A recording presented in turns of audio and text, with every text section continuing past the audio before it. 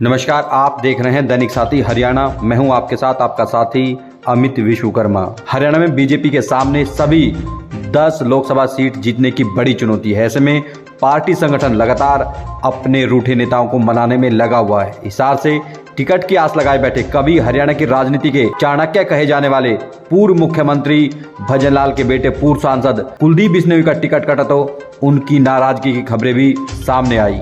भव्य बिश्नोई के कई ट्वीट भी देखे गए, हालांकि उनके बाद में डिलीट कर दिया गया।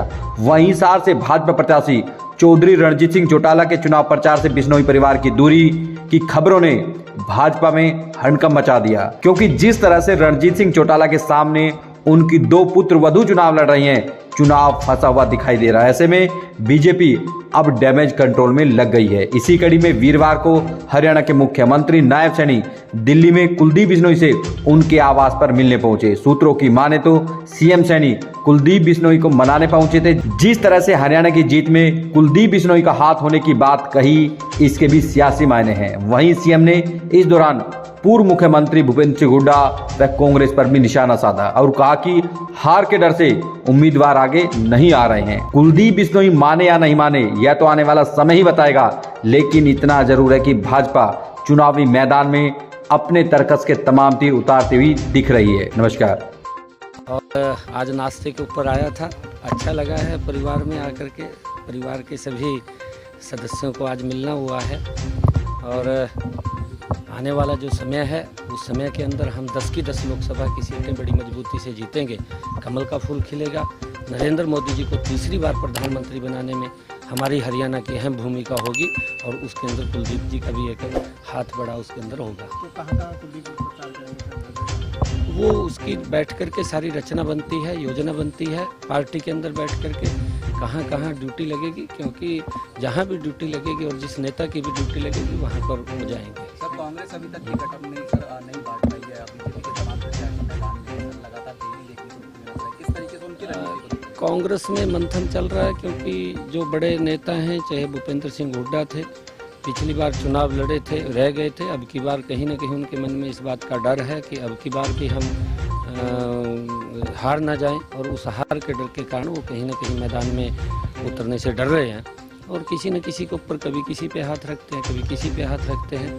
और हमारा युवा है, भव्य, आगे आ जाओ भव्य जी, भव्य हमारा ये युवा है, आने वाले समय का नेता है हमारा, और मिलकर के हम मजबूती से 10 की 10 लोकसभा की सीटें, और करनाल में भी एक कमल का अंक शुभ होता है और 11 के 11 कमल के फूल खिलेंगे और नरेंद्र मोदी जी देश के तीसरी बार प्रधानमंत्री बनेंगे और वहाँ पर भी कमल का फूल खिलेगा। 6 तारीख को। सर, कांग्रेस के मैनिफेस्टो को लेकर लगातार प्रधानमंत्री ने निशाना साधा कि मंगलसूत्र लेने तक का जो काम है वो कांग्रेस कर देगी। विरासत टैक्स को लेकर भी कांग्रेस के नेताओं का बयान दिया। देखिए, क्योंकि उनकी सोच रही है, जिस प्रकार का उनकी सोच है वो जग जाहिर हो जाती है। जो उनका हिडन एजेंडा है, उन्होंने जो मैनिफेस्टो के अंदर दिया है वो भी देश के सामने आया है, जिस प्रकार का उन्होंने कहा है और उनकी सोच दर्शाती है। वो एक वर्ग की बात करते हैं, मोदी जी 140 करोड़ लोगों की बात करते हैं कि हमारा जो कार्य होगा वो देश के 140 करोड़ लोगों के लिए होगा, और वो कहीं ना कहीं एक विशेष वर्ग को आगे ध्यान में रख करके उसके ऊपर की बातें करते हैं।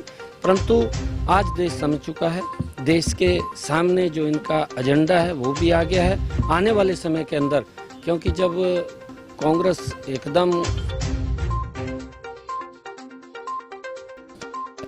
आज गरीब की भी अगर बात हुई है तो इसी नरेंद्र मोदी जी के 10 वर्षों के अंदर हुई है। मोदी जी ने जिस प्रकार से एक योजनाबद्ध तरीके से गरीब को मजबूत किया है, देश को मजबूत किया है, देश के अंदर सुरक्षा का भाव आया, अंतर्राष्ट्रीय स्तर भारत कहीं ना कहीं सम्मान की दृष्टि से आज खड़ा हुआ है। और इन्हीं 10 वर्षों के अंदर अगर हम देखें, दुनिया में भारत 5वें स्थान के ऊपर आया है। ये प्रधानमंत्री जी का ही विजन है कि आने वाले समय के अंदर दुनिया में भारत तीसरे स्थान के ऊपर खड़ा हो, उसके लिए काम करते हैं।